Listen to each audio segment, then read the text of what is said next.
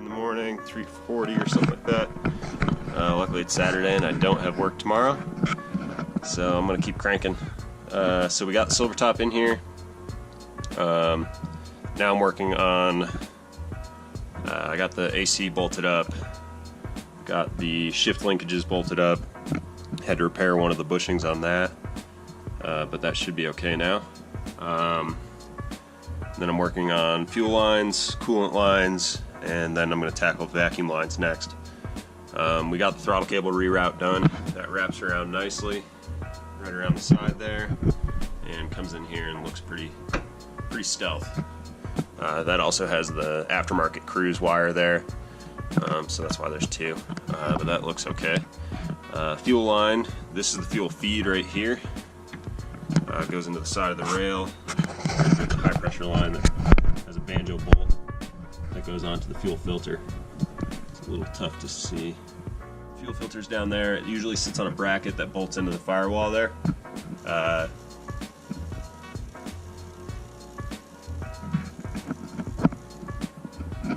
What everybody said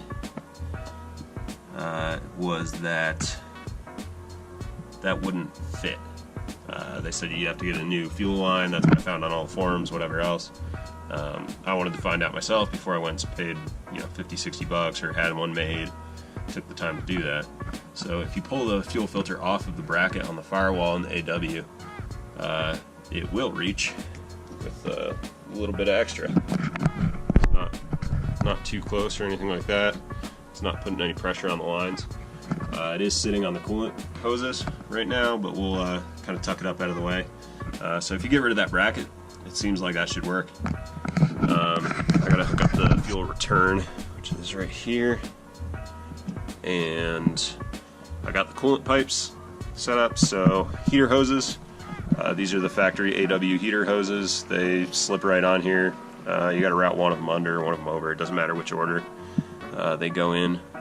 And then one of them on the little guide bracket there on top of the shift linkage, one of them has to go in the middle instead of in its actual guide bracket, but there's a protective sheath on it, so that should be okay.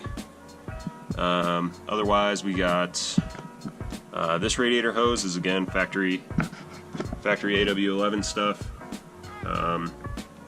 Reaches from its stock location. That's fairly similar to the outlet on the 16 valve, so that one is no problem.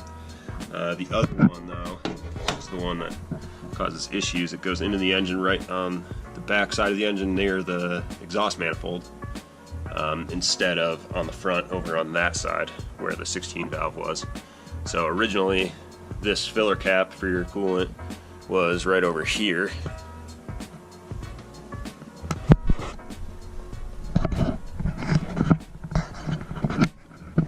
It's bolted in right here.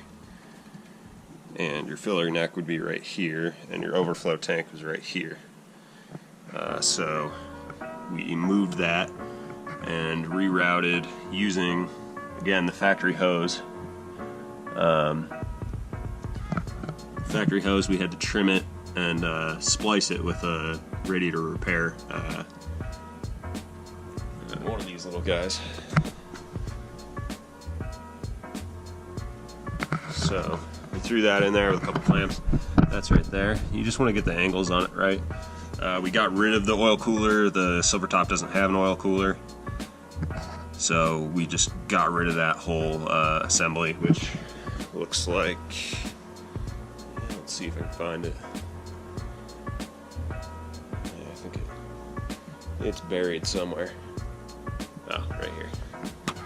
So this is the factory oil cooler and coolant pipe. So basically this sat horizontal across the car, and this went up near the cam, and that was where your filler neck and stuff was.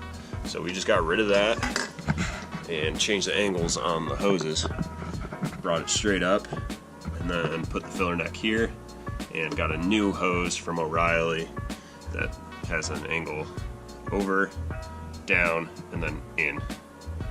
And that'll get you to that other outlet. And that part number is 21991. It's an ECR part number. That's from O'Reilly Auto. So that seemed to work. We did have to trim the end off of it. It had another bend, but otherwise it's pretty good. Threw a couple new clamps on there.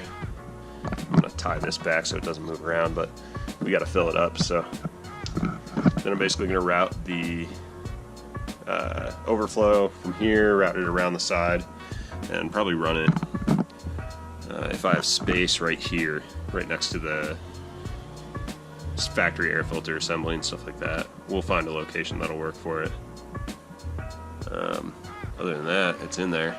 So I'm gonna figure out how to get that fuel return line hooked up, and then figure out vacuum lines, and I'll do it. Got the brake booster line here, and it would be sweet if it went right here because that's close to the factory one, but I don't know if that might be a coolant hose that runs through the throttle bodies. I gotta look into it.